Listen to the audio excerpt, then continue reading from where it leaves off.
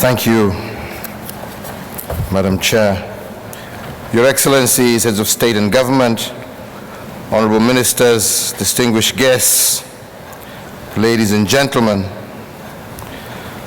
Indeed, I'm also honored to have been invited to join in these deliberations at the third Review Conference on Disaster and Risk Reduction.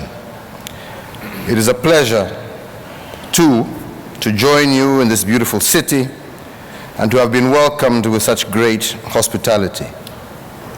We in Kenya attach great importance to the effective management and reductions of disasters and risks. All of us, I believe, have experiences to share about devastations caused by disasters. Our nations remain exposed to earthquakes, hurricanes, tsunamis, droughts, floods, and extreme temperature, amongst other things. These hazards have catastrophic consequences. Throughout the world, they have maimed, injured, displaced, or killed millions, and investments worth billions have been destroyed, livelihoods have been shattered, and where resilience is low, poverty has crept back, and economies have been severely disrupted. We know that a greater number of calamities occur due to natural causes.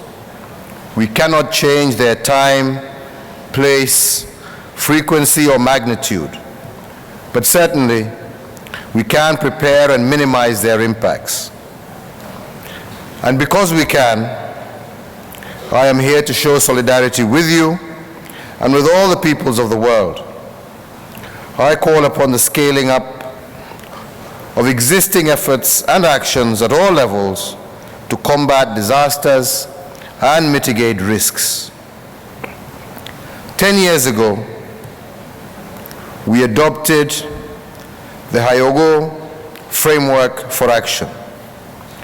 We committed to substantial reduction of disaster losses in lives and in the social, economic, and environmental assets of communities and countries. The framework has since been useful in creating global and regional mechanisms for greater cooperation and collaboration. It has also inspired new policies and strategies while encouraging greater political awareness and momentum for disasters and risk reduction. Now, these are important, however insufficient achievements.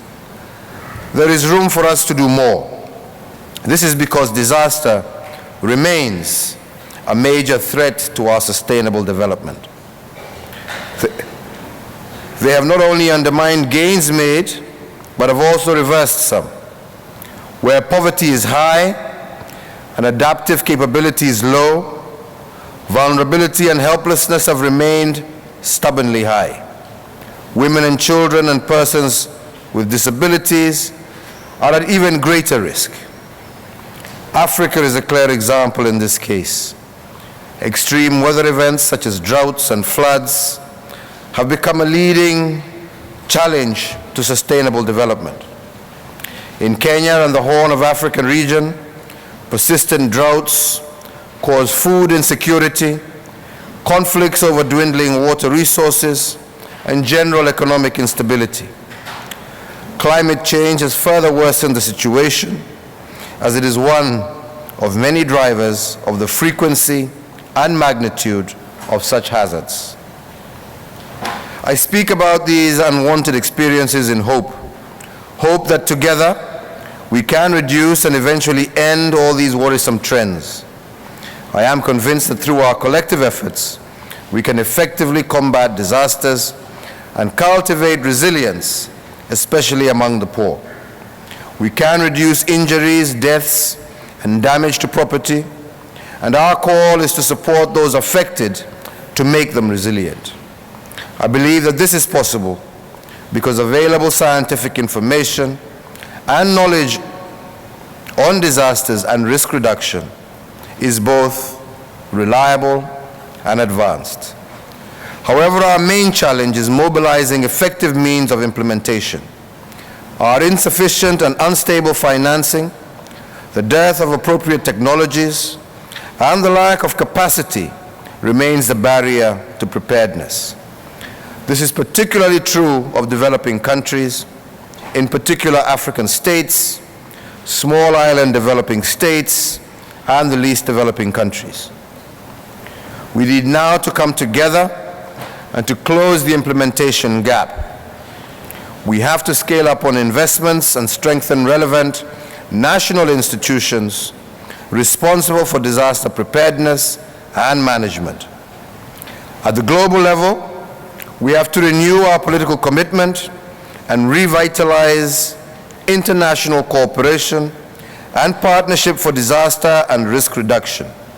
We must also enhance international cooperation in information gathering, early warning, research, and development.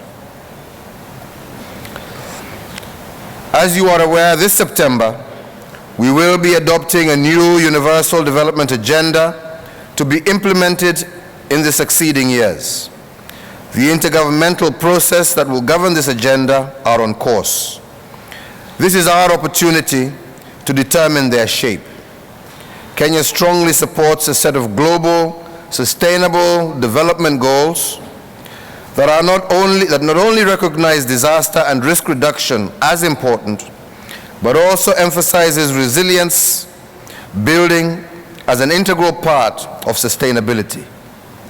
Let me close by reiterating that disaster and risk management are vital in tackling poverty and inequalities and in the protection of our environment. Going forward, the forthcoming international conferences on financing for development, the post-2015 summit, as well as the climate meeting, must respectively agree on ambitious and practical steps for financing of the SDGs, implementing the new agenda, and tackling climate change. Our success in fighting against poverty will be crucial in managing disasters and reducing risks. We therefore join hands with you to build a just, equitable, prosperous, stable, and resilient world for the present and future generations. That, ladies and gentlemen, is the future we all want. I thank you for your attention.